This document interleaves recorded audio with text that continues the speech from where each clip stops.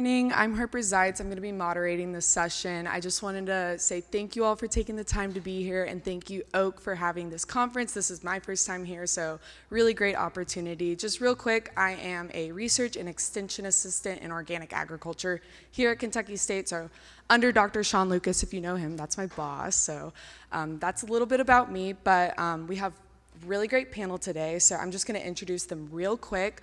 One quick thing I want to say is I passed out a few of these. I realized I was pretty frugal with them, so I'm going to come back around and give out a few more. They're just survey questions that Oak utilizes to make this conference as great as it can be. So if you did not get one of these and I don't give you another one, just track me down at the end of this session so you get one of these and fill them out. And then leave them on the table and I'll collect them at the end of this session. So our first speaker today, we have Michelle Ajamian. Our second speaker is Chelsea Askew. Third one is John Bell, and fourth is Lauren Brzozowski. That is not the order they're speaking in, though. That's just the order I have in front of me. So that is all. Thank you all again for being here.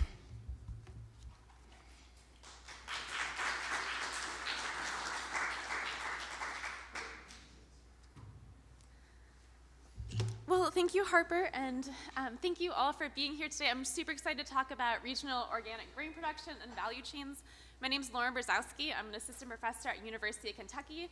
I'm going to do a brief introduction about grain crops in Kentucky, and then I'm going to pass it on to our amazing speakers today to hear more about what they do. So first, I just want to set the stage for why we're thinking about organic grains. So you're probably all in this room because you've already thought about these questions, but why do we care about organic grains? And then I want to talk about what grain value chains are, and then give some kind of background and overview of what our current grain shed is in Kentucky today and where it can grow to in the future. So why local grains? Well, freshness and flavor. We all know that fresh grains, freshly milled grains taste better. And one of our panelists today has worked as a baker and can speak to that a little bit more. And of course, food security and building regional agricultural economies. One of our speakers, Michelle, has built a local mill and can talk to that aspect of local grain production.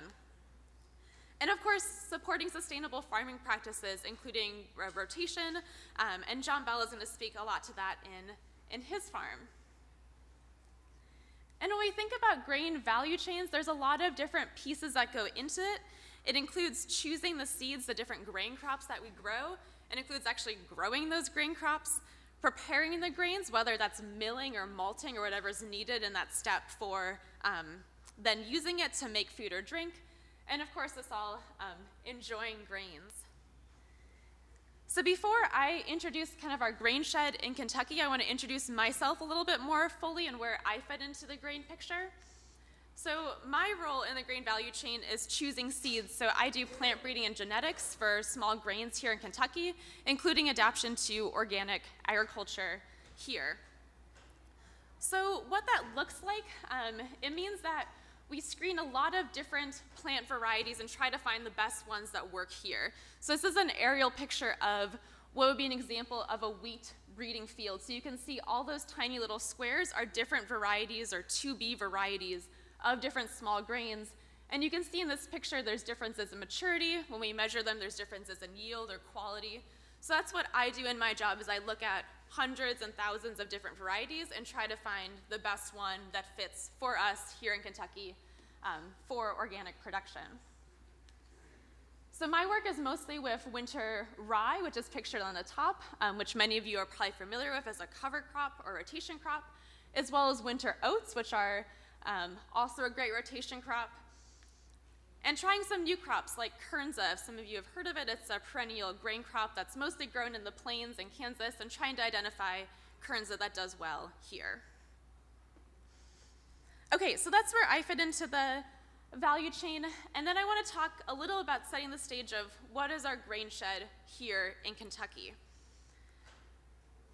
So Kentucky produces a lot of grain, but we're not, the most major grain producing regions in the US. So this is just a map from the USDA of where most wheat is grown in our most recent ag census. So as you can see, most of it's grown in the plains, the northern tier of the country, but we do have some significant production, mostly in the southern and western tier of our state, but also throughout the state too. And we know that Kentucky is pretty unique as far as row crops go. So Kentucky is a pretty transitional climate, so we're not quite the northern tier of the country where spring grains do super well, but we're not quite so far south that we don't need to worry about winters. So we're in a really interesting transitional climate for thinking about adaptation to our local production systems. We also have a lot of sloping croplands. So you all see driving today that we have a lot of soil that can be highly erodible, so using grains and rotations is a great opportunity. And because of that, a lot of farmers use practices that are not as common in other parts of the country. So overall, Kentucky has more no-till and cover crops than other agricultural production areas. We also have very unique markets. So in Kentucky, we have a pretty big distilling industry, which can be an opportunity for some growers. And we also have a pretty big animal agriculture industry where there's opportunities for feed and forage. Okay, so that's broadly, so thinking more about what grain crops Kentucky grows. So wheat is our most common of small grain acreage, and I'm showing this is of conventional farms, and I'm gonna show organic stats in just a second, but just for a general picture, wheat is about 97% of our small grain acreage, where barley, rye, oats, and sorghum are much less than wheat. For organic production, and the reason why I can't show as good of a figure for organics is that we have much less. So this are the US numbers for organic small grain production. It's grown from about 300,000 acres of certified organic grain crops in 2008 to over 500,000 acres of organic grain crops across the country today. So that's a pretty significant growth. In Kentucky, when the census first happened, we had about 3 farms growing in 2008. And acreage, so for each of these small grain crops, if there's only 1 or 2 farmers reporting that, they don't report acreage because it would be individually identifiable. So it wasn't that there were 0 acres, there were just 0 acres reported so that there weren't, no farms was individually identifiable. And so we're up to about, more farms, more acreage. Again, that acreage is an underestimate because of the way the survey is reported. And this compares to, and there's about 20,000 acres in organic production in Kentucky, so it's a really, really small fraction of our total organic acreage is in organic small grains. So that's kind of where we are today and where we're excited to grow from. So I'm going to show these tables again, including corn in them, since I think some of our panelists are going to talk about corn today. So when we include corn in one of our grains, we see we're closer to 900,000 acres nationally. And in Kentucky, too, we have 52 farms growing almost 2,000 acres of grains, including corn. So corn is a big part of this. Okay, so where are we going next with organic grains in Kentucky? Well, I would love to hear from all of you in the audience who are interested in growing organic grains, and we want to do this to help inform research directions to help build our organic grain production here. So I know we've overloaded you with a lot of surveys, but there is one more survey, and I'll show this again at the end, so you don't need to take pictures of this now. There's a QR code to link to a survey that myself and one of our audience members, Ayla Kohler, who's an amazing undergrad at University of Kentucky, have put together. This is very hard to take on your phone. I'm sorry, it just doesn't work on mobile, but you can take it on your computer. We also have paper copies. Ayla, if you want to raise your hand, we have paper copies that you can pick up at the end. Or if you don't want to deal with either of that and you just want me to email you either a link or a reminder later, you can sign up on a Google form for that. And I'll show this at the end too, but the main idea is that organic grain production, we have a lot of people in this room who are very excited about it, and we want to learn about what we should do next that's most beneficial for farmers in the state. Okay, and with that, I want to pass it over to Chelsea to talk about her work in growing grains, and then the rest of our speakers are also going to introduce their work in grains, and then we'll have a panel discussion.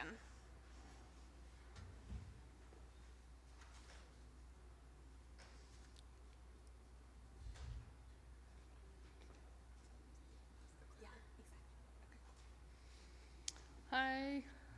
I'm Chelsea Askew. I have a farm down in Peavine, Georgia. The fourth generation in my family to farm there. And I've been farming for about 15 years. And within that time, I've also been doing a lot of wood-fired baking, fresh milling with weirder, older varieties of grains. And all of that in this pursuit of deeply nourishing and delicious snacks. So it's a ever-evolving, continuing passion, and this is kind of what's going on right now. So that's a lot smaller than I thought it would be. But I guess I can look, it's small over here too. Okay. But yeah, so kind of how I was hoping this would fit in when I was asked to be on this panel. I am currently on 4 acres right now, and I'm trying to continuing to select for these older varieties. I worked with a few different wood-fired bakers in North Carolina and Virginia, and doing fresh milling, and one of those fellows, Dave Bauer at Farm and Sparrow, has been hoarding grains from all over the world, and just growing them out in small plots, and he asked me to come on to continue that work, and it's been a deep dive ever since. So, and really in the pursuit of what does well here, what tastes really well, and what provides a lot of nutrition, which I've found that the nutrition and the flavor really complement each other with that. It's like, and also the resiliency of like this grain is happy to be here, and being able to express itself in its truer forms. So I don't know if you can see, there is a little baby praying mantis on the rye. I want to see if I don't think the spotlight's working. There's just anyway, there's a little baby praying mantis on there, which agroecological approach is really important to me as well. So I had to eliminate a lot of slides of bugs for this presentation. But yeah, this is kind of I'm only on 4 acres. I spend a lot of time visiting a lot of different farms, mills, bakers, all over the country, the world, different continents. And I don't really want to sit on a combine all day. I really want to be able to be involved intimately with each of these varieties. As far as the small grains go, I have about 15 varieties that I've been continuing for the past few years. And so wanting to continue to select for what tastes the best and be able to get this seed stock, elaborate it, and get it to folks who do have the infrastructure to produce at scale, who have the acreage, who have the equipment to harvest, process, clean, mill, all of that stuff. So that's kind of where I'm trying to go with this. So this is where I'm at. I tried to make the map with Kentucky in there so you can see where I'm at. I'm down there in that top corner in Georgia, Walker County. As of 2023, I'm 8A now. So that's, part of this too is continue to select for stuff with a changing climate in the southeast. So of that 4 acres, 3 acres are in cultivation. I have a ½ acre dedicated for my small grain trials. Another big part of my operation is sweet sorghum. So I grow sweet sorghum, make sorghum syrup or molasses, depending on who you're talking to. And then I also intercrop buckwheat with that as an insectary for integrated pest management for the sugarcane aphid, which has become a really big problem in the last 10 years. But I also harvest the buckwheat to have for snacks. So, and then a quarter to a ½ acre in corn. Corn was like my gateway to this seed habit that I have. My great-grandfather, I'm currently stewarding a variety of corn that my great-grandfather grew. And it's a white dent corn called Thompson's Prolific that is very near and dear to me, but that kind of connection is really what spurred this on a deeper level. And then the actual core of my operation is seed growing. I work with True Love Seeds out of Philadelphia, wonderful folks. So I have about 20 varieties of different fruit and vegetable varieties on contract with them, which is great because I just have to grow it, send it off to them, and they do all of the marketing and packaging and customer service and all the stuff that's not the farming part, which is what I want to do. And I wanted to give you all a representation of how I've been doing this, but also how I'm trying to transition to make it more of a less tillage and hopefully a more respectful approach to kind of where this land is. The land I'm on has been farmed conventionally as a hay pasture for longer than I've been alive, so I have a lot of restoration and regeneration to do. So this is how I've been doing it, because I'm on a pretty small scale. Just the process, I'll come with a regular moldboard plow disc. I have a layoff plow on my little G, so I'll mark the rows with that, and then I amend with, the biggest night crawler operation is an hour for me, and so they're supplying night crawlers to Walmart, but they also have warehouse, huge areas full of worm casting, so I go and get dump trailer loads of that, and for a lot of amending. And then I'm still planting by hand with these older varieties. I'm trying to do wider spacing. They're have better kind of mycorrhizal associations, and if given the space, they're able to mine those minerals, nutrients, and able to put on tons of tillers if given the space and opportunity. So that's what it looks like, the tillage. And then I can still come through and cultivate with the G that's been set off with the layoff plow. And this is what I'm trying to do more of, trying to incorporate the sorghum is a big part of my operation as well. And so I've been following the sorghum process, which I could do a whole presentation on that, but I need to stay focused on the small grain thing. But we strip the leaves in the field. There's Gizzard, our dog for scale. And so that biomass is going back in. We come through with a tobacco knife, cut the stalks, so there's still roots in there.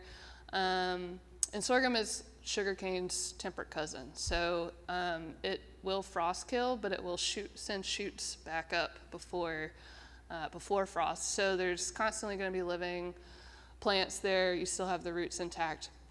All the biomass from the leaves is going down. And so these are the shoots that have come back that the sheep are munching on, and you can kind of see some buckwheat there in the foreground too. I plant those between my successions because it attracts predators of the sugarcane aphid. So I've been cruising the sheep through there, having them munch down that, and then I've been coming through in between, because I do the spacing on the sorghum at about 10 inches as well, 10 to 12 inches to get nice fat cane, and it's also an older variety. So I've just been planting in between those. I would like to do that with a small scale no-till drill, but currently I'm planting everything by hand anyway. So but now I'm at least getting the grazing and still having living. So ideally I'm planting my small grain before frost, and then so it gets a start, and then everything else frost kills. It gets more light and it's be able to do its thing. And so that's what that looks like. Those are some of the sorghum stabs, and then that's some Sinjaste rye, which is from Estonia that I got from Dave Bauer at my time at Farm and Sparrow.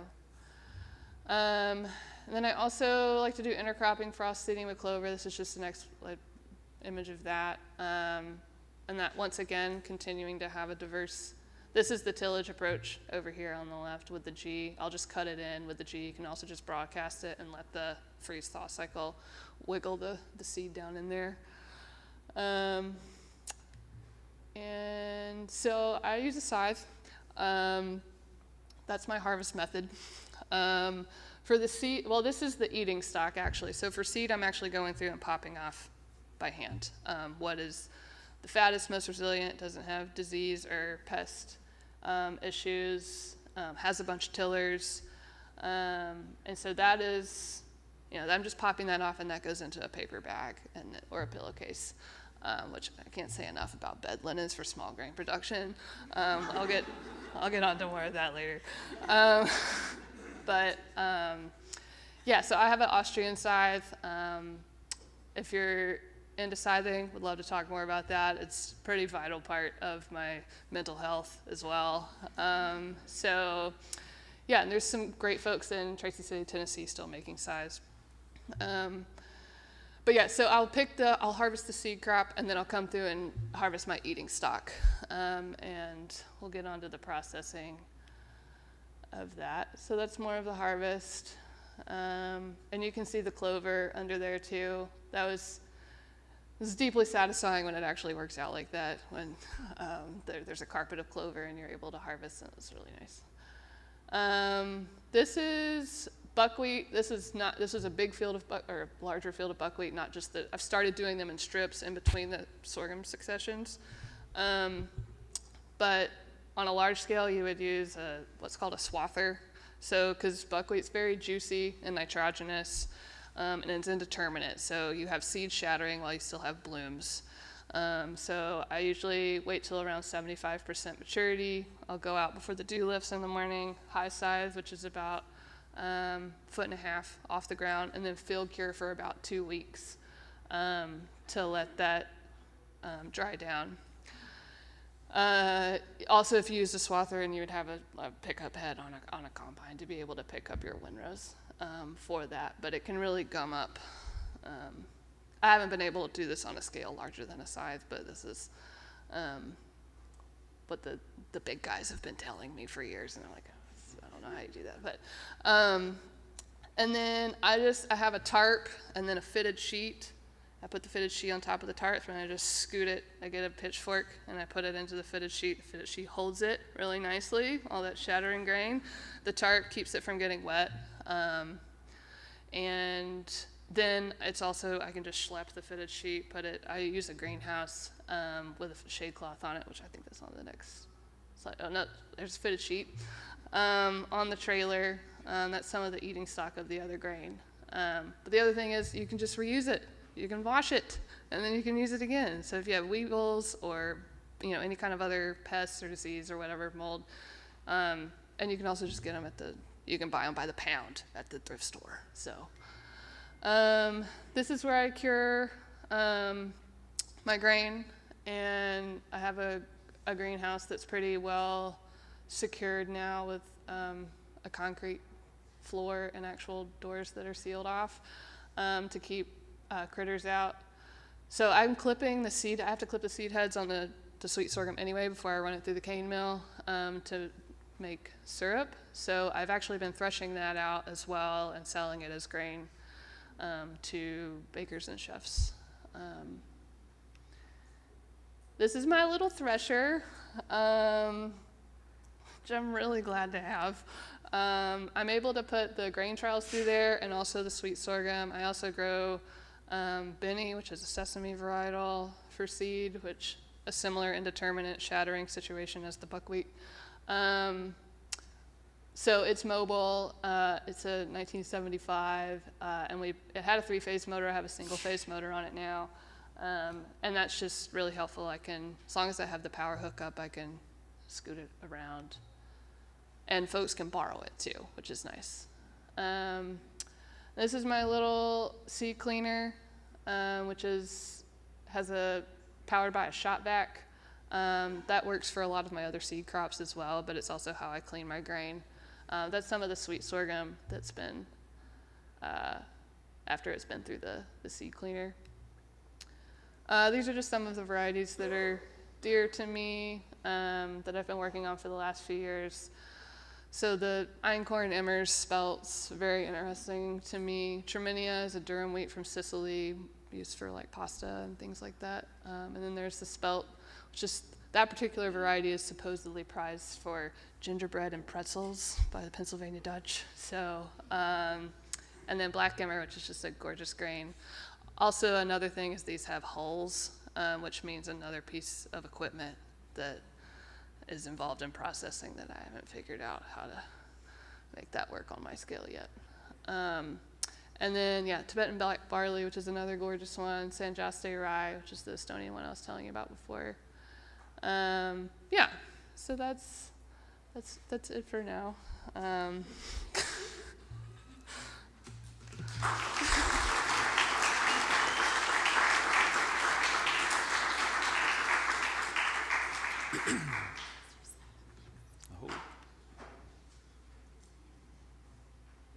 Maybe?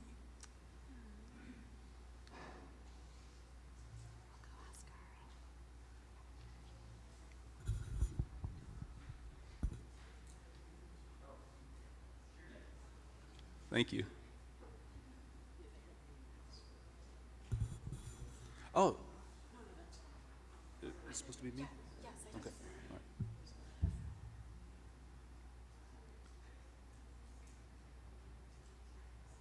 Well, while we're getting started, so I'll go on and get started. I'm John Bell, farmer here in Scott County, near next county over, Georgetown, Scott County. It's a farm I grew up on. I farm with my sister and brother-in-law. My mom and dad are retired, and then we have a full-time staff of 5 or 6 people that we couldn't do it without, and another probably 10 to 15 seasonal or part-time. I'm getting, what's going on? Okay, there we go. So it's 380 acres, certified organic. As I said, I was fortunate to be farming the land that I grew up on. So I'm 54 years old and been farming about 50 years of those 54 years to some degree or other. I was one of those kids that was just out from day one, basically. And so right now what we currently do is about 40 acres of vegetables. Majority of the produce and the proteins are sold within an hour's drive of the farm. We do ship a little bit of turkey and some beef nationwide, but just about 95 to 99% of what we produce on the farm is sold retail directly to people through CSAs, farmers markets, that type of stuff. 5 species of livestock, so there's a couple of ruminants, sheep and cattle that are clearly a protein source that we sell, but they're also the main soil building part of our farm. So our farm is a low input, pretty self-contained, sustainable system is what my grandfather started, and we've kind of maintained that or tweaked it. Yeah, so I talked about the retail sales. So the segue here is I grew up I'm a traditional Kentucky cattle and tobacco farming kid. And so that's where I grew up. The cash crop was tobacco. We had species of livestock on the farm for some income. Then we grew grain crops that we either fed to the livestock or was part of the cover cropping system. And so I've grown up growing cover crops my entire life, but it's never been the end crop. It's been more of a tool. And that idea, so the tobacco farm where we rotated the tobacco with the livestock and we rotated our fields in some degree, that was a 4-year or 6-year rotation back then. That was very common for central Kentucky at the time. And that's what I grew up with. My father and grandfather were pretty adamant about having that livestock crop rotation and then rotating your crops around the farm. Cover crops and small grains played a big part of that. And frankly, that they were biological farmers, I guess, before that was a term. But by them maintaining that's a very important, the diversity of that rotation and soil building, low input farming method was kind of what was ingrained in my sister and I growing up. And that's what made becoming organic easy, at least on the fertility side or the soil building side, because that wasn't a trick for us. We were already fortunately taught to do that. And so that's kind of the continuation or the heritage that I'm 6th generation in this central Kentucky area farming that way. And that rotation and the cover crops big role in it is what's allowed us to turn that tobacco ground into organic food for our community. So that's the farm background or story. Now, cover crops specifically. So I'll get a quick story as I'm representing the Central Kentucky farmer, which maybe some of you guys are. But in the 40s and 50s and 60s, every farm in Kentucky just about had a tobacco crop and had livestock on it. And the rhythm of the farm was you'd harvest your tobacco in September, hang it in the barn to dry. Once the winter got here, you'd spend the end of November and December harvesting the leaves off the tobacco in the little room on the side of the barn with the wood-fired stove. When it's cold outside, you'd be pulling the leaves off, take it to market to sell. Everybody get their tobacco crop to market before Christmas, so about mid-December, clean the barn out, and start bringing your sheep in. So everybody had sheep. You bring your sheep in, you lamb your sheep in December in your tobacco barn as soon as you finish stripping the leaves. And you'd use, cold nights or struggling lambs, you'd build a fire in that stripping room, the same place you used to strip the leaves off the stalk. Now that you're finished, it's available to be an incubation room for ewes having their lambs in December. So the ewes would come in and out. They weren't confined. They just come in every night, and that's where you'd pin them up in jugs, get the lambs warm for a day or two, turn them back out. You turn the lambs out on your cover crop, which is primarily wheat, could have been barley, on your tobacco ground. So as soon as you harvest your tobacco, you're out there the next day with your grain drill putting your cover crop. That I was just flabbergasted at Lauren's early slide that nationwide only 4% of people or acres is in cover crop. That's just crazy to me. I knew it was low. I knew there's a big push it blows my mind. I know part of it is because we do so much as a nation or as a country, we do a lot of year-round no-till farm. There's a rotation, but you're farming every acre every year, and it's changed a little bit. But even in Kentucky, when I was a kid and before, every tobacco ground had cover crop on it every winter. So the cover crop's been here forever. Small grain has been here forever as a tool. And so anyway, turn your ewes are lambing, turn them out. They're grazing that small grain cover crop all winter long. Springtime, you plow that wheat under to plant your tobacco crop for the second or third year, or you plowed that wheat under. So it was your creep feed for the lambs. So your lambs were nursing their mama, and they're eating this green grass, high energy grass, and that's the whole spring lamb market. Easter lamb market was in Kentucky. We would take them straight off the ewe to the market back when that was a thing. But it was the backbone of that was a winter cover crop. That was their creep feed through the winter. So springtime, you plow it under. You plant. If you're finished with your tobacco crop and it's time to rotate out, you plow the wheat under, sow some oats and alfalfa and grass, and establish your hay field for 4 or 5, 6 years to rest before you go back to tobacco ground. But then again, another cover crop, oats, spring oats. So that is where I came from. That's what I was taught, and that's the role that small grain has had for me in my life. I've grown a lot of small grain in my life, but it's always been a tool. It's very seldom been an end crop. So the uses now is like that right there, that picture. That's rye, peas, vetch, and down you couldn't see it, but it would have some turnips in it. But that's kind of a basic winter cover crop for us, and we're trying to build the nitrogen, so that's why there's a lot of peas and vetch. But the rye is the biomass and is the structure. We're toying with no-till organic, therefore we've gone to rye because of the fast biomass, but also when you're doing roller crimping and trying to do some no-till, so far rye has been the best small grain or the grass side, like to do soybeans.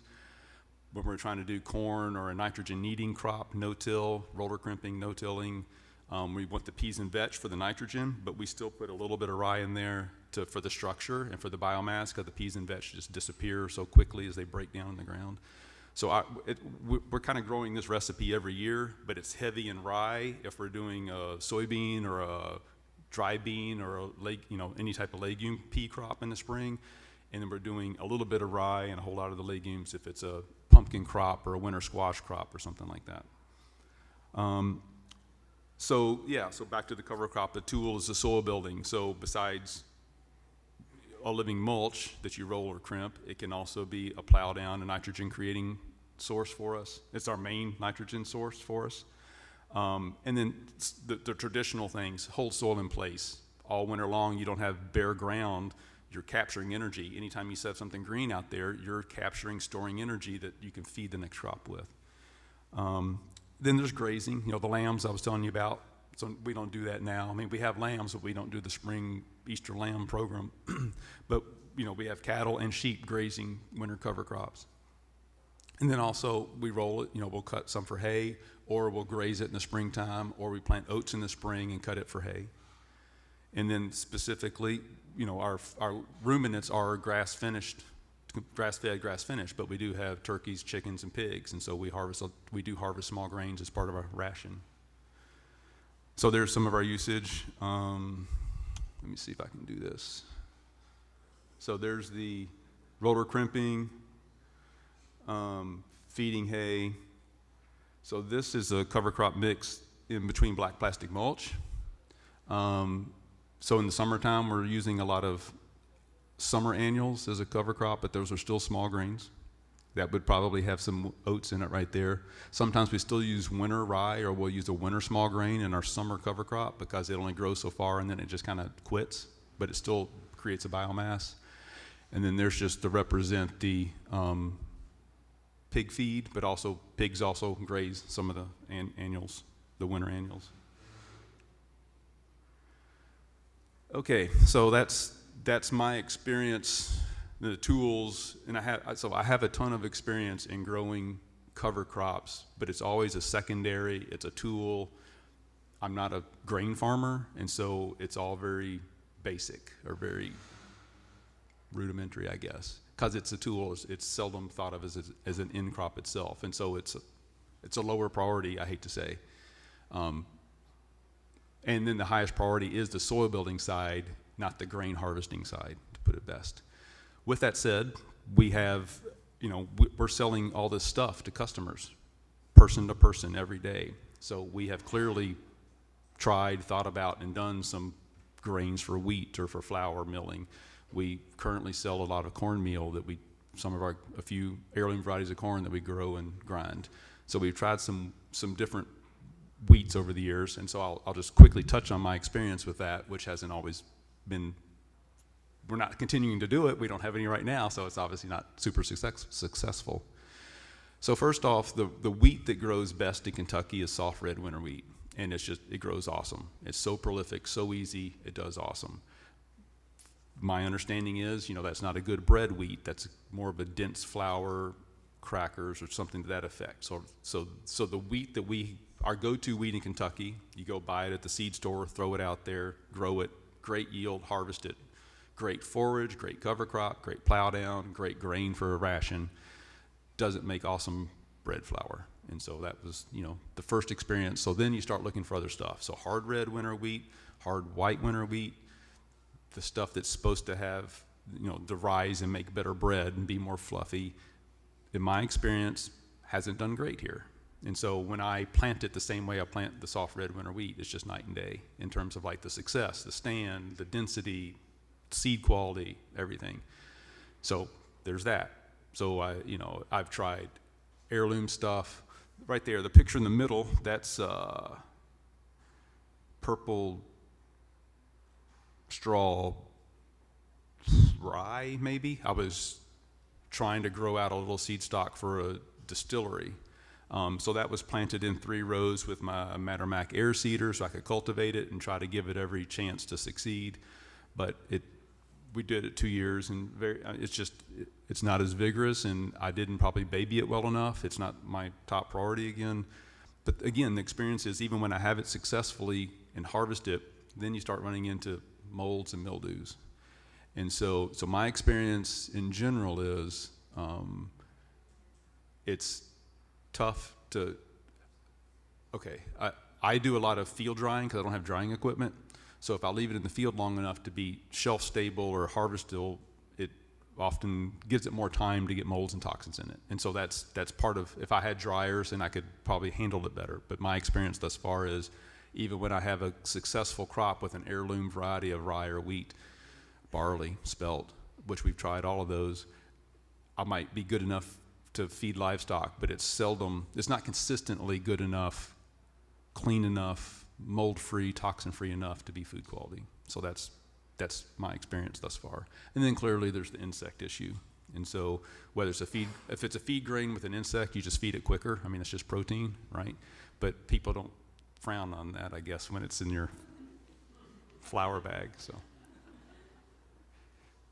people don't like high protein bread, I guess. So the last thing, and I just wanted to, in terms of small grain production, I wanted to touch on equipment a little bit, but excuse me, because it doesn't have to be expensive or difficult to get into this. It can be. There's a lot of big bulky stuff here, that I'll show you that we have. So it might be, you might need to know a mechanic, and you might need to have a barn or a big shed, but dollars-wise, getting into even getting into somewhat mechanized small grain production doesn't have to be expensive. That first thing on the left is our grinder. So it's just electric motor. It's McCormick something out of Ohio, I think. If somebody wants to know the name of it, I can find it. It's on the little label on the left. I might be able to pull the picture up on my phone and tell you what the brand is. But it's great. I mean, we've done some flour in it, but it's actually, we use it all the time for the cornmeal, and it's awesome. Very easy. So these are a little bit out of order, but that's what that is. So we'll start at the end. That's our flour. That's our grinding mill at the end. Now let's start at the beginning. So how do we sew it? So we have an old grain drill, and when we use that when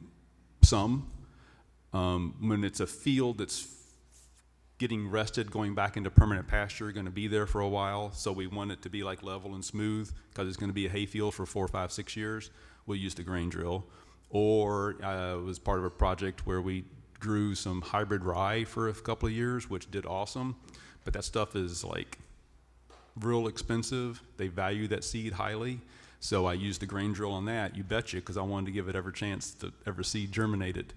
But so there's a grain drill. You can buy, that's an old one. You can buy those a dime a dozen for a few $100s.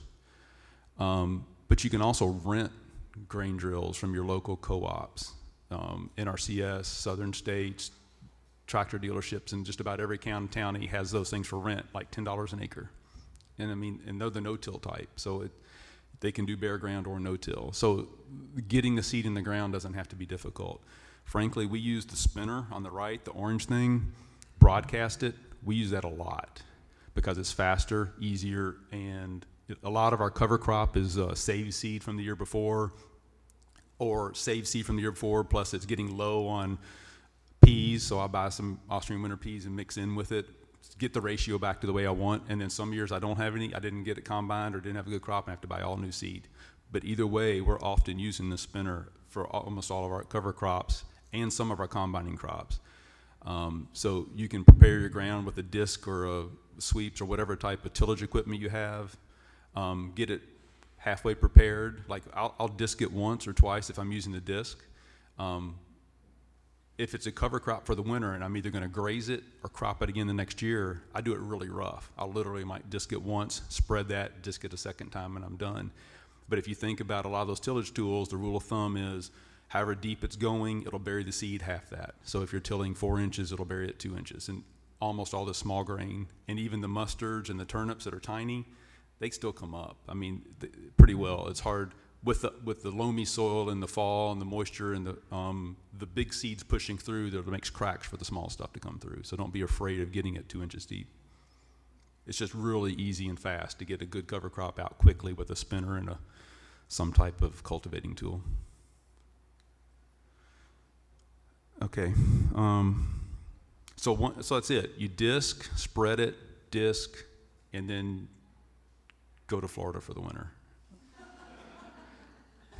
Come back in June and combine. And so the middle is a Gleaner K combine. It's got the corn head on it now, and we do have a bigger combine, but I just wanted to show you. It's actually, I was running it a month ago and the gathering chain broke, and so it's broken down at this very moment, which is its normal status. It's mostly broken down, but it's also still repairable, and you can get a lot of parts still from salvage yards.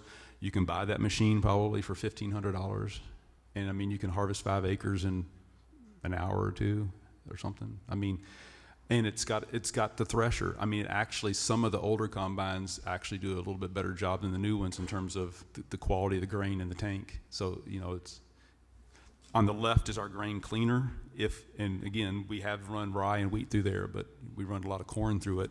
It's just a small cleaner, but if it's coming out of the combine pretty clean, it doesn't take too long to run through there. And so that's my combine for the small grain.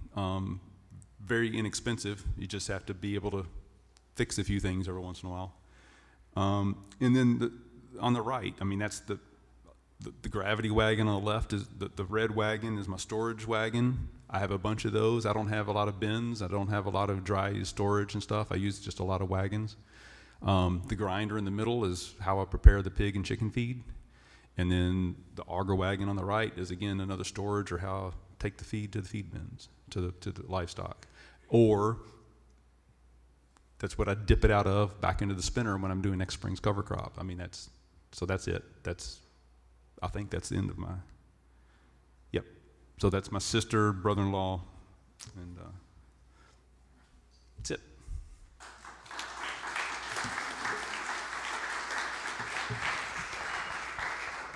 Hey guys, I gotta jump in here real quick. Someone, and we can all close our eyes and count to 20, but somebody has left their car running for about an hour and a half. It's a Nissan Altima with Bourbon County tags. So we just didn't want them to run out of gas.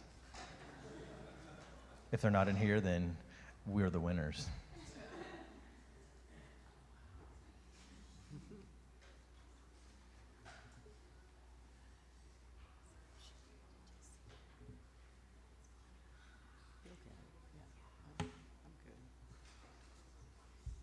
Hi, everybody.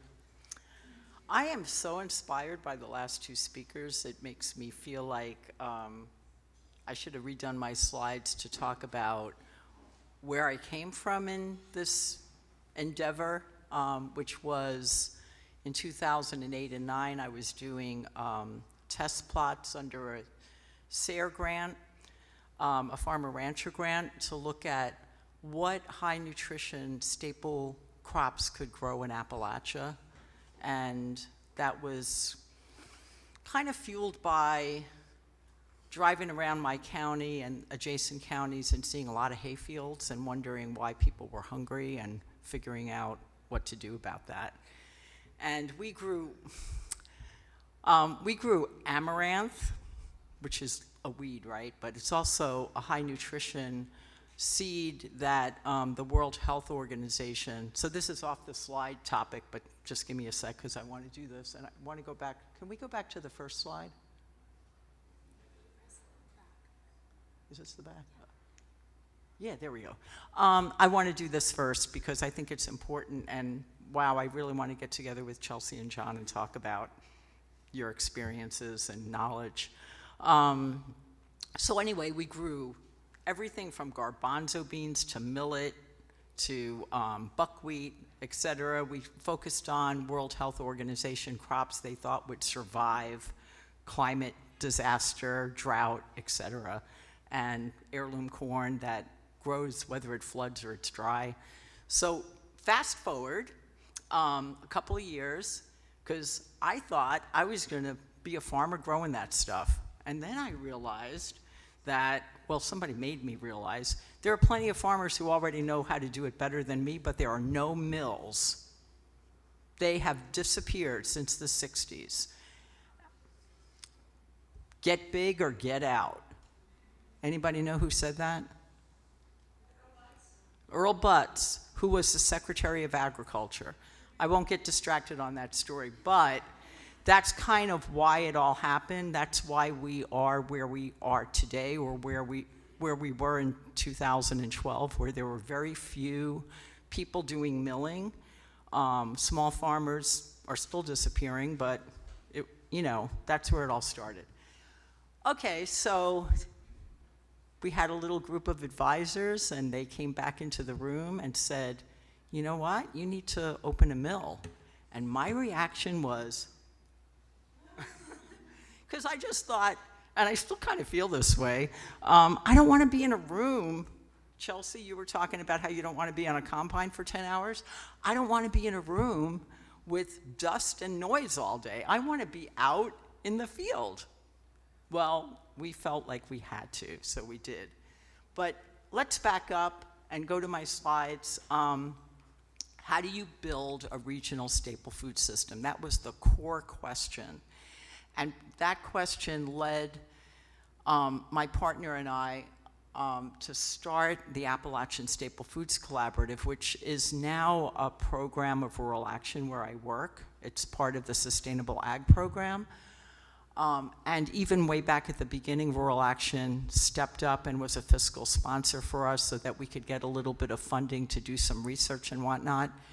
But the idea of it was just to build an informal network to figure out who the farmers were, who has a little mill in their barn, equipment they weren't using, et cetera. We started with these little lab mills or lab impact dehullers. Dehulling is a problem. You wind up with 30% of what you put into that dehuller as your crop. So anyway, so we started this, and Rural Action really helped us a lot, so I want to give you some background about that. So Rural Action is a nonprofit in Southeast Ohio. We cover the Appalachian counties, and I work within the Sustainable Ag program. You can go to the Rural Action site and see all the programs, because it's a lot. But Sustainable Ag is really focusing on sustainable agriculture.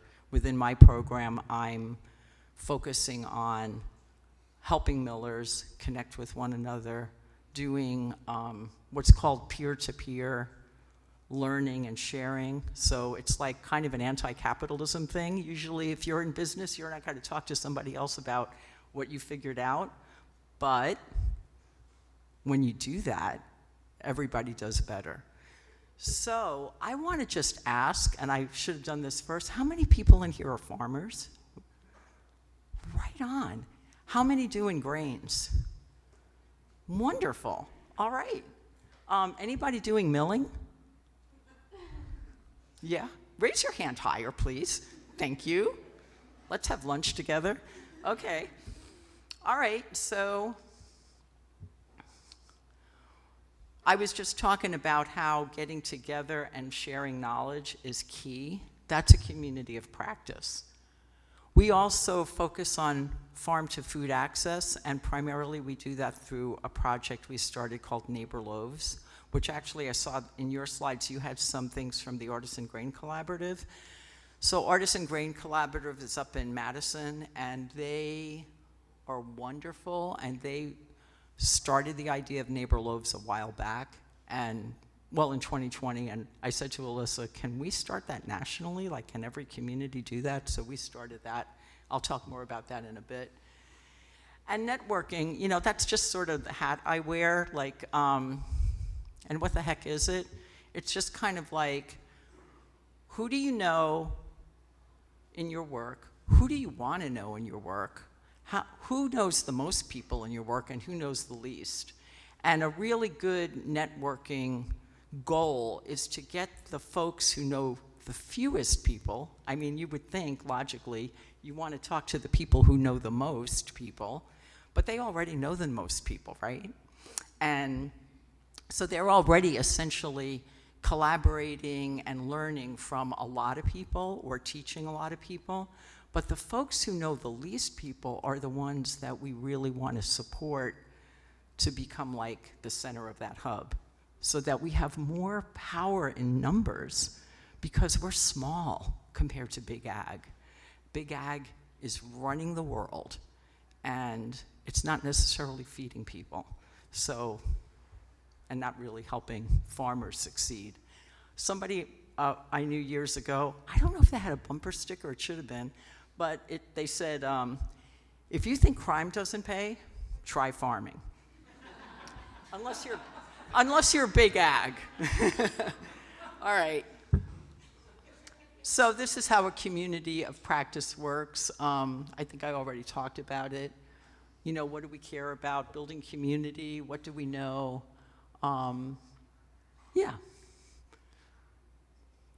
So one of the things we do, and this is an example of a community of practice, is we started a craft milling peer group, and in the last couple of months, members of that group, and I'm a member as a miller, decided to try to form a craft millers guild. So we have a membership buy-in that's pretty easy. You know, it's like $60 for new millers and $80 for established millers. And basically, you know, we're just getting our website up and running, but we have all of the knowledge that we have accumulated since 2020. That's when we started as the peer group, on there for members, and it's categorized by what kind of equipment? How do I test my grain? Essentially, what are the best practices for milling, small grains, corn, etc.? So you can see the numbers up there. I won't read those.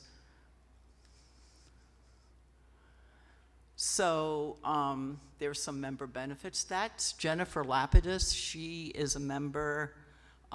Carolina Ground is in Asheville, North Carolina, and she's been doing it for a long time. And she started as a bread baker.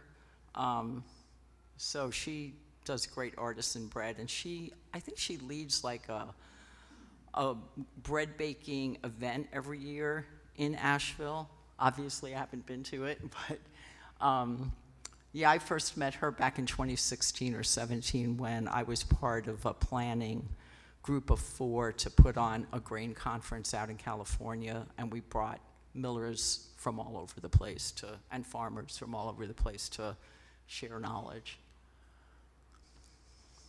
So now I'll talk about the neighbor loaves. So here's the idea. COVID. Everybody remember that, right? So we thought, how is that going to impact farmers?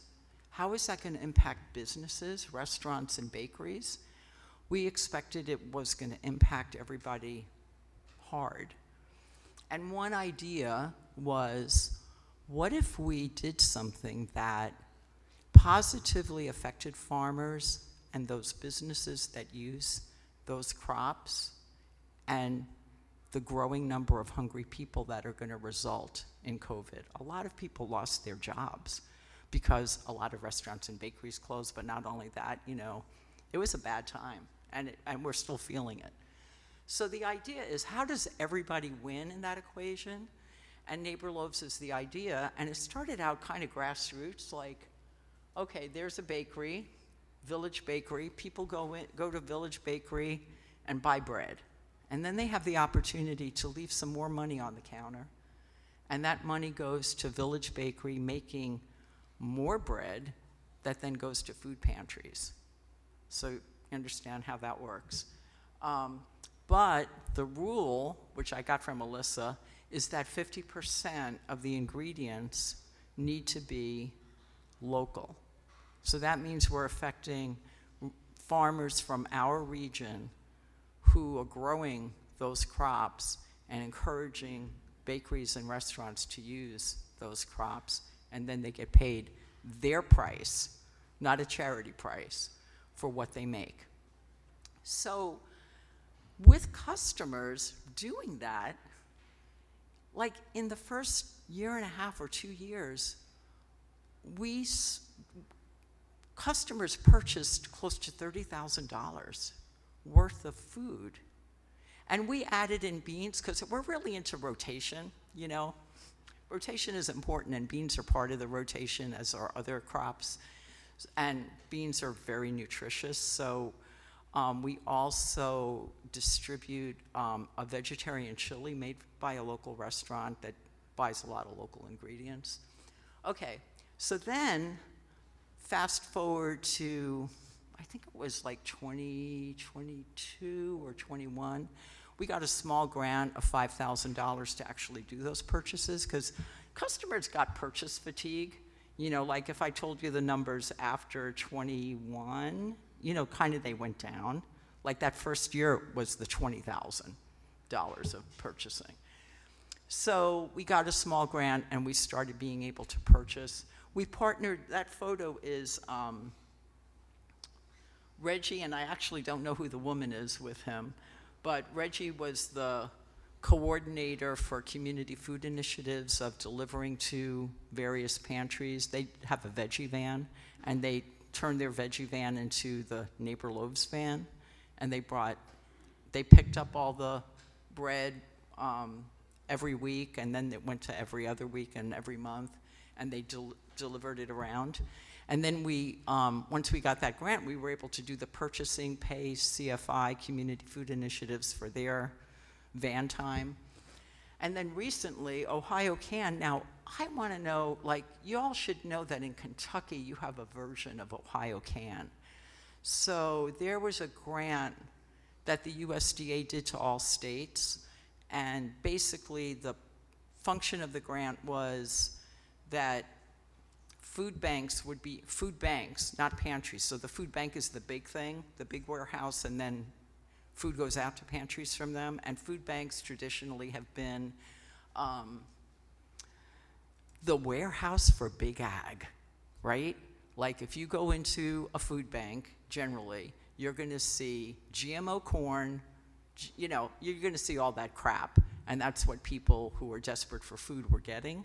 And they've never had a budget to buy local food. And this grant said, buy local protein. And Kentucky has this grant, and I know that the rule in Kentucky is only from Kentucky farmers, only from Kentucky food producers and processors. In Ohio, the rule is 400 miles from the center of Ohio, the state capital, which is Columbus.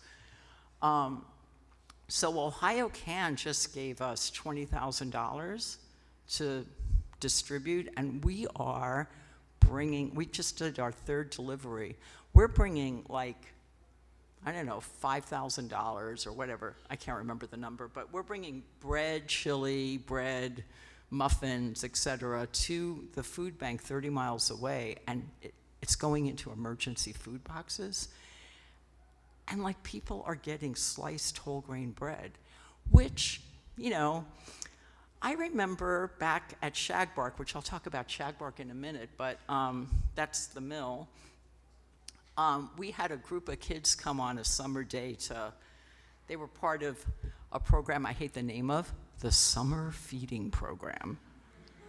I don't like that, but anyway, they were there because they were poor kids and they got to be in this day program that included getting healthy meals. And they came to the mill for a tour and they got to eat different things that we have.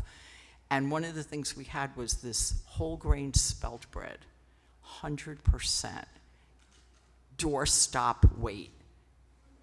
You know what I mean? And the teachers were like, they're never gonna eat that bread. They're never gonna eat that bread.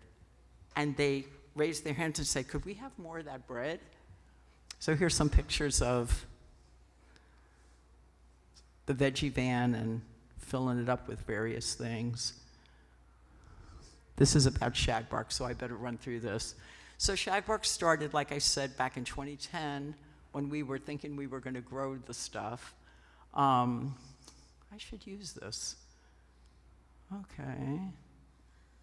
There's Joe. He's our main miller. Here's a little view of the mill from up high. Those are, you know, those bags hold like a ton of grain, and they're being lifted on our forklift. They're being weighed, and then they're going to get lifted up to go through the seed cleaner. Chris and his daughter Ginger are one of our primary farmers. They grow the corn that we have. One of our products, we used to call it the gateway product, but it's like, that's not a good thing to say, but is a tortilla chip. And there's, coming out of our mill, are grits, and I'll take that away. So our products are down there. This is Tom Klein. He grows spelt, emmer, and heirloom corn for us. We don't actually deal with emmer because of the dehulling. We do deal with spelt because we are partners with another farmer who dehulls our spelt for us, which is really great. We're in a pretty tiny space for what we're doing, but we get it done. So we didn't really have room to set up dehulling, and we're not as good at it as Monroe Stutzman is. All right. I'm sure there are a lot of questions. I feel like I could talk about equipment at the mill. I didn't think that that would be of interest, but I can see how it is. I'm really glad that you made me think about that. Thank you all very much, and look forward to the conversation.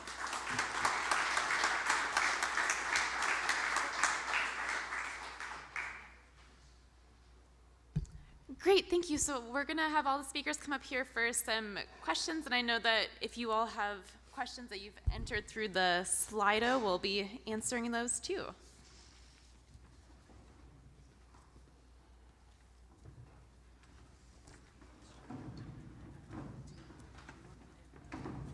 Tell me when there's 10 minutes.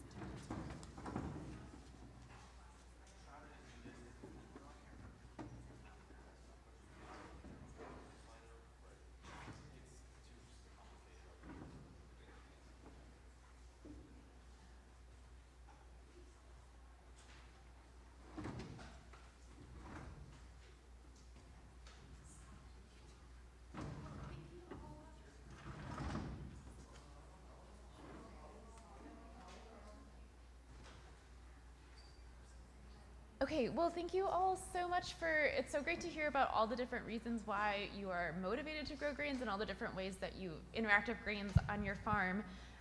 So until we have the Slido questions, I have a few questions for all of you. So first, this is maybe mostly for Chelsea and Michelle. What do you think is the main draw for consumers who purchase your grain? Do you feel like consumers are like excited and ready, or do you feel like there's an educational component that's needed, or how easy or difficult is that for you to sell grain? You want to go first? Go.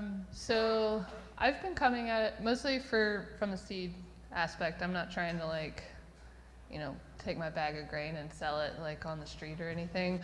But I will say, or a farmer's market, and I don't have the infrastructure for processing that makes it more appealing to people. If you already have a bag of flour, that's obviously a lot more appealing for someone. I usually sell directly to bakers, and that's been easier for me because there are often bakeries where I worked before, or restaurants that I've worked before. So that sort of, I feel like there's some education and awareness that has to come with that, but I feel like those folks are really game for once they taste it, they're like, yeah, I need this for, and then a lot of that too is the education on what specific grains need, from the different varieties, but also from crop to crop, season to season, protein content, gluten composition, things like that are, these folks are generally more game to be like, let's see how we need to use this grain. I mean, not everything's going to be a hearth loaf. You can put it in a pan, you can use it in some other kind of application, whether that be pastry or whatever. So and once again, I'm pretty small, and this is more of my biggest thing is trying to make this where folks who are maybe at John's scale can grow these things out and potentially partner with a baker. I have so many bakers that are I wish that there was enough to keep me supplied through the year. And then a lot of the bakeries that I have worked, Farm and Sparrow, Sub Rosa in Richmond, Virginia, they're seeking that out. So they're looking for farmers who can give them enough. And then, they're doing naturally leavened, wood-fired, fresh milled. They have their own mills. So they're really curious and passionate about discovering and unlocking this flavor and nutrition. So. Okay, so how do you get consumers to be interested? So something that we realized early on at Shagbark is that the best way in was through farmers markets, which is a small market, and restaurants. And actually, they're connected to one another.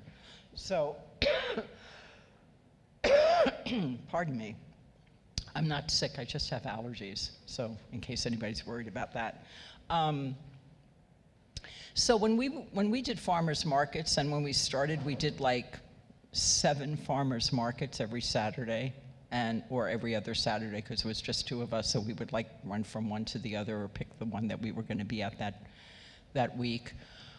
We found that chefs go to farmers markets. We didn't expect that. We weren't thinking about that, but they would say, like, so we had a bag of grits and they'd say, could we get 25 pounds of those? And then they connected us with their distributors, and we were able to like put a pallet of grits on a distributor's truck that came right to our door. So we don't do deliveries, except right in Athens. We decided we had enough making us dizzy without having a truck that we needed to keep on the road. I think it's a lot about branding your product, and we branded our product around Ohio grown, Ohio made, because we're in Ohio, and people really responded to that. I think it's about quality. We're certified organic. I didn't mention that, but I think that people are really interested, particularly in the grain world, in knowing that it's organic and not GMO. We did see something shift from the interest in organic to is it GMO, which was really an interesting little bubble that happened that I wasn't real happy about, because organic means non-GMO, but let's see.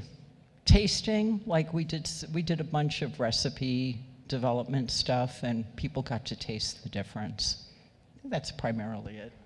Great, thanks. I think that addresses some of the questions up there about accessing mills and markets, and so a lot of the questions up there are about equipment and getting started. So I guess and I know you all talked about this in some of your presentations.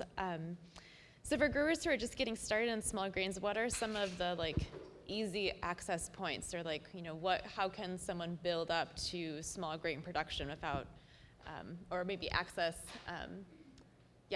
different equipment, and in what order do you need to access it? Do you need everything at once? What can you do to get started?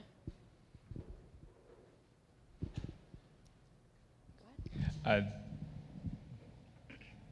don't really know what else to add from the presentation. I feel like you can rent, like to get started growing it in the field, it's pretty easy to borrow a piece of equipment, and you can rent drills. And so I think the getting it started, especially with winter grains, because there's so little weed competition. So any winter small grain is definitely the place to start, because it wants to thrive, and it has little competition. And so the summer small grains are way more difficult. Probably maybe less toxin and mold issues, but way more pest and weed issues. So yeah, winter small grains, and you can't get them too shallow or too deep, so it really is easy. Then getting it harvested is the more difficult part. If you do it on scale and you want to hire the local combine down the road to harvest for you, it can happen. It's a pretty big machine, difficult to clean if you have to maintain your organic integrity, or if you just want to keep your heirloom variety pure. There's all of that to consider.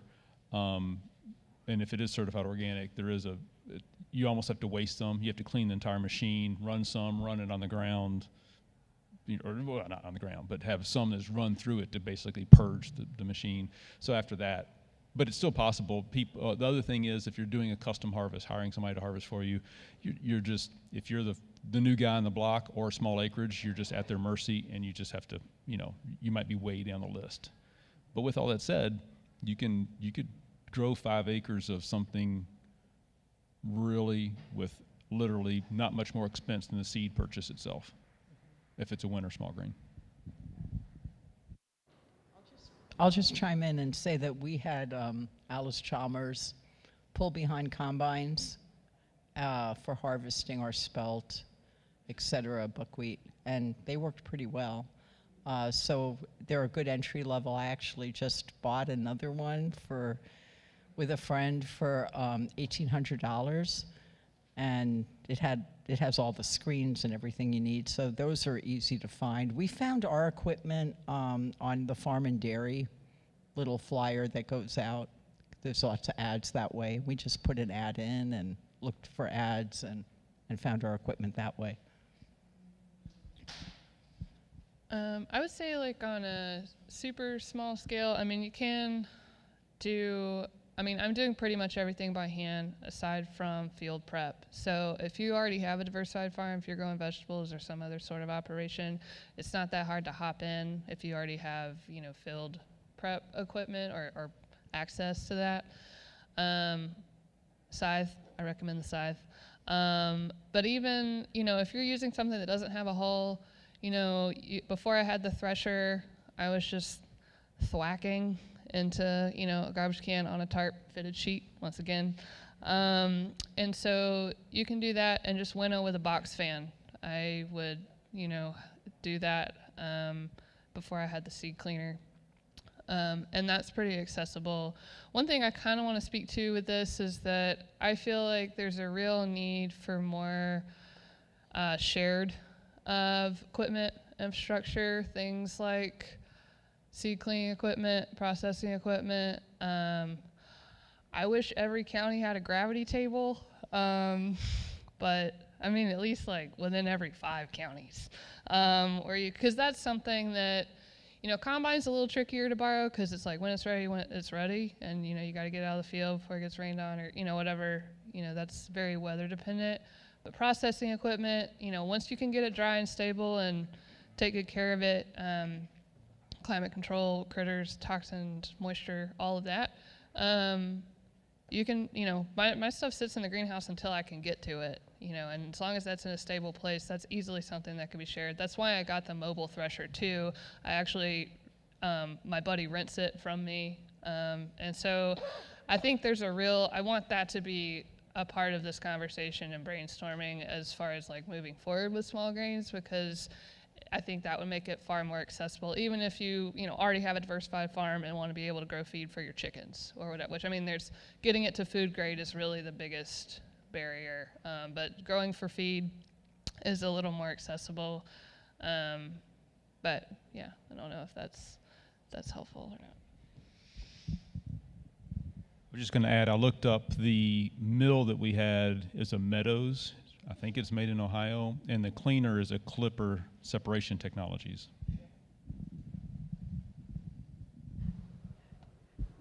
Great. So I want to ask a question about the seed that you all get for your farm. So I think both John, you and Chelsea are mostly producing your own grain seed on your farm that you're planting. Is that accurate? How easy is that to do? Are you purchasing a lot of seed? Do you have access to the varieties that you need in the quantities that you need? Or yeah, how does that for you now? Okay, so yes, generally I would like to just, especially for the cover crop or livestock feed, it's just I plant out of the bin. So bin run seed is a lot of what I plant. But invariably I end up running out, so I'm always buying it as well. Supplementing, adding, changing the recipe. So the main places I buy is like Lakeview Organics in New York, Welter Seed and Honey, and then what's the one in Wisconsin? Albert Lea. Those are great sources for organic. On a commercial scale, those are also good sources for organic or untreated hybrid varieties. So it's more from an agronomic, grain, livestock feed, or soil building for more heirloom, then you have to go to other sources. And when I have done that on my farm, it's been buy a small amount and try to build up my supply, basically. Because, I mean, sometimes you buy it by the pound, and 5 pound is bulk, you know, and so you have to kind of start there.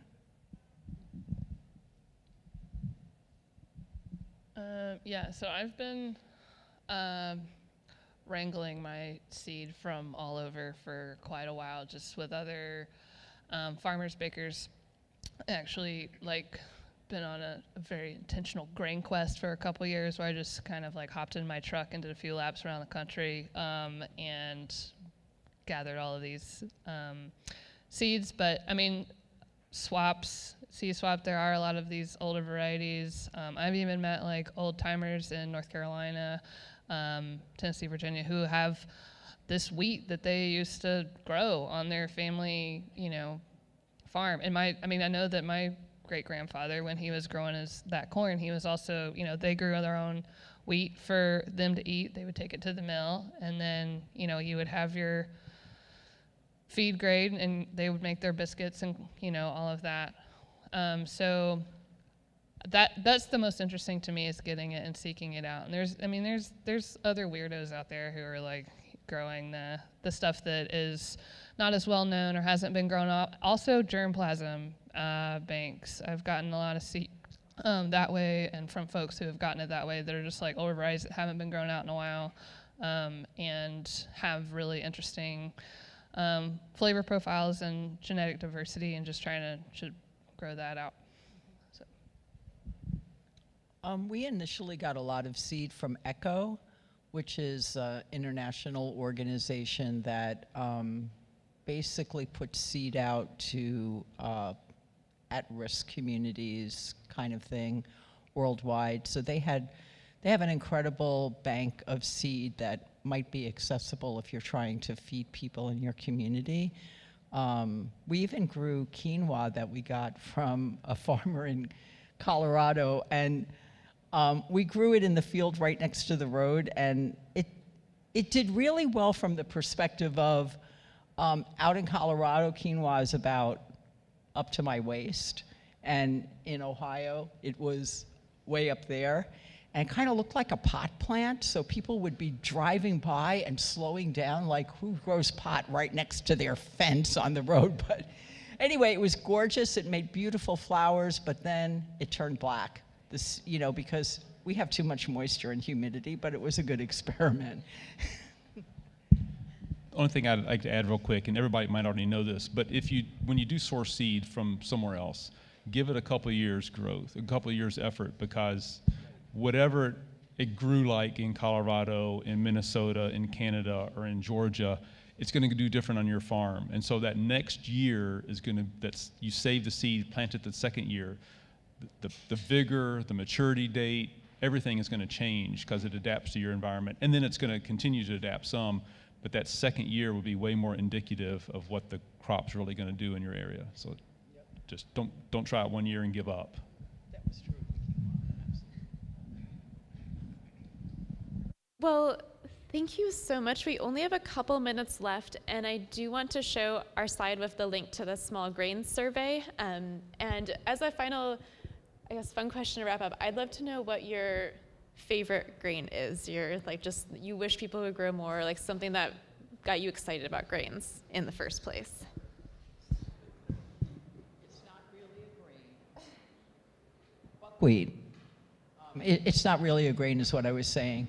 I wish more people would buy buckwheat, because our mill stopped processing buckwheat because we don't have enough of a market for it. But buckwheat is just the most wonderful plant. It's just incredible. Since we're narrowing it down to small grains, I'm gonna go, because corn has a huge place in my heart, but einkorn is just a beautiful, resilient plant that is so delicious, and I love baking with it, and I wish that it was more available and accessible. So I'm working on it, but all y'all need to too. Yeah, eat einkorn. So you probably guess my answer is going to be from an agronomic point of view, because that's what's important to me, not the food side. And so it's rye, because it's so universal and it does so much from a forage point of view, biomass point of view, weed suppression point of view, and then the grain itself. So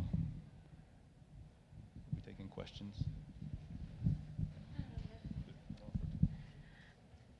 I think that we are unfortunately out of time, but sure. What is the definition of a small grain? Oh my gosh, we should have started with that. Okay, so small grain. Yeah, so when we say small grain, we're referring to a grain crop that is, has a small seed. So we refer to wheat, barley, rice, oats, rye, spelt, emmer, einkorn. Those are all small grains, not corn, correct. We often don't refer to things like amaranth or millet as a small grain. It's more of a, I guess, extra small grain. Yeah, or a wheat. Okay, well, to wrap up, thank you all so much for being here. I'm going to try to pass it to you first, or should I?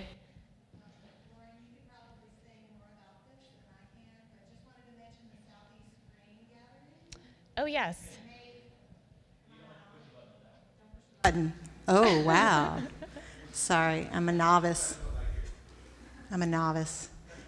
Southeast Grain Gathering is happening in Lexington, May 8 and 9. And it's growers, it's millers, it's bakers, it's distillers, and Lauren can probably say more. That's all, thanks. Yes, yes. Please sign up for that. And yeah, before we thank our speakers, I don't know where this survey slide went, but if you are currently growing small grains or want to grow small grains organically in Kentucky, we really would love to hear what you want us to research and what educational programs you want us to provide. We have an online survey. Ayla and Yoko have paper surveys right here if you want to take it. We also have donuts if you pick up a survey as an extra incentive for please taking our survey. And thank you so much to Chelsea, Michelle, and John. I learned so much from all of you and really appreciate your time today, and thank you all for being here.